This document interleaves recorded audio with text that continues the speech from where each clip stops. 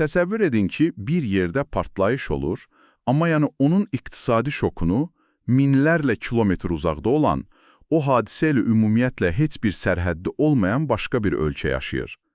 Bugün sizin bizə göndərdiyiniz çox xüsusi bir mənbəni, belə deyək, dərindən təhlil edirik. Bəli və işin ən maraqlı tərəfi odur ki, təqdim etdiyiniz bu material cəmi bircə cümlədən ibarətdir. Yəni ortada sadəcə qısa bir sual var. Düzdür, sual belədir.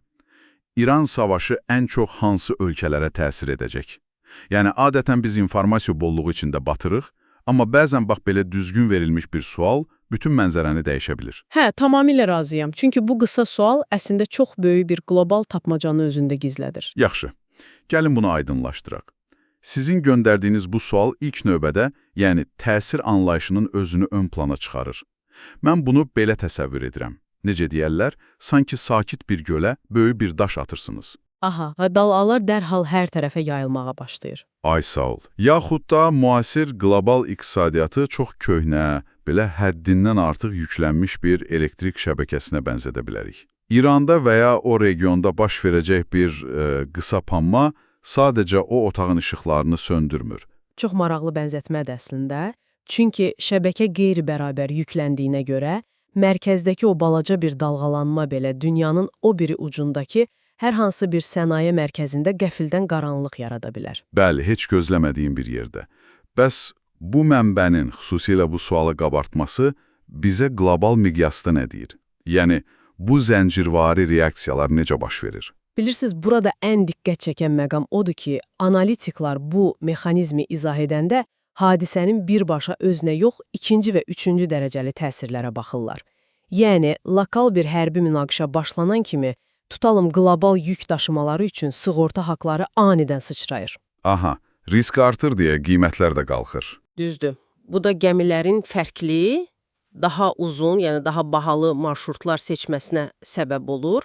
Nəticədə minlərlə kilometr uzaqda, bəlkə də hadisədən ümumiyyətlə xəbərsiz olan sadə bir alıcı, rəfdəki məhsulun qiymətinin qəfildən artdığını görür. Deməli, təsir dediyimiz şey o qədər də fiziki zərbə deyil. Daha çox belə logistik və iqtisadi zincirvari qəzalardır. Tamamilə elədir. Amma burada məni, yəni açığı biraz düşündürən başqa bir məqam da var. Mətndə diqqətimi çəkən çox qabarıq bir ifadə var. Söhbət ən çox ifadəsindən gedir. Hə, ən çox təsirə məruz qalanlar. Bəli, mən bu sözləri oxuyanda, necə deyərlər, avtomatik olaraq qonşu ölkələri düşünürəm. Yəni, gölə atılan daş misalındakı kimi, zərbə mərkəzinə coğrafi baxımdan ən yaxın olanlar, sərhəddi bölüşənlər ən çox zərər görməlidir.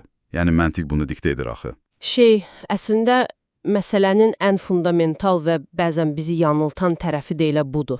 Yəni, həmişə belə olmur. Yəni, coğrafi yaxınlıq əsas deyil. Xeyr, çünki əgər bunu böyük şəkillə əlaqələndirsək, müasir iyerarxiyada və geosiyasətdə yaxınlıq artıq kilometrlərlə yox, asıllıq səviyyəsi ilə ölçülür. Bax bu maraqlıdır. Yəni, ekspertlər bu siyahını tərtib edəndə siyasi xəritəyə yox, qlobal tədarik zəncirindəki kritik, belə deyək, daralma nöqtələrinə baxırlar. Məsələn, Hörmüz boğazı kimi enerji marşrutları qlobal iqtisadiyyatın şax damarlarıdır. Bəli, o damarın tıxanması bütün orqanizmin qan dövranını pozur. Düzdür. Bir damar tutulanda bütün sistem, yəni bütün orqanizm əziyyət çəkir. Sizin o baxdığınız mənbə konkret adlar çəkməsə də, diqqətimizi məhz ən yüksək risk zonasında olanlara yönəltməyimizi istəyir. Deməli, əgər minlərlə kilometr uzaqda olan, lakin enerji ehtiyacının böyük hissəsini, yəni o regiondan qarşılayan böyük bir sənaye dövlətidirsə, coğrafi olaraq yaxın, amma iqtisadiyyatı qapalı olan bir qonşudan qat-qat daha böyük şok yaşayacaq. Tam olaraq belədir. Yəni, məsələ sadəcə neftin qiymətinin qalxması da deyil əslində. Təsəvvür edirəm ki, məsələn, Asiyada bir zavod ehtiyacı olan enerjini vaxtında ala bilməsə, bu avtomatik olaraq Avropada həmin zavodun detallarından asılı olan bir avtomobil istehsalının dayanmasına gətirib çıxara bilər. Baxın, məhz belə işləyir. Yəni, ən çox təsirə məruz qalanlar, alternativ tədarik mənbəyi olmayanlar və ya həmin o logistika arteriyalarından belə çıxılmaz şəkildə asılı olan ölkələrdir. Anladım. Bu baxımdan yanaşanda sizin bizə göndərdiyiniz bu bir cümləli materialın əslində niyə bu qədər dəyərli olduğu aydınlaşır. Bəli, çünki bu məlumat bolluğu içində itib batmamaq üçün əla bir başlanğıcdır. O bizə belə xəbər başlıqları kimi hazır cavablar vermir. Əvəzində bizi risklərin əsl mərkəzini axtarmağa, yəni informasiya səs-küyündən uzaqlaşaraq tənqidi düşünməyə yönəldir. Çünki mürəkkəb qlobal ssenarilərdə mənzərəni anlamağın yeganə yolu səbəbdən çox fəsadların necə yayıldığını, yəni o işləmə mexanizmini incələməkdir.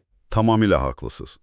Elə isə yavaş-yavaş yekunlaşdırarkən, gəlin məsələyə tam əks tərəfdən baxaq. Buyurun, necə yəni? Yəni, mənbəmiz ən ağır zərbəni, ən çox təsiri alacaq ölkələri axtarır da, düzdür? Aha, elədir.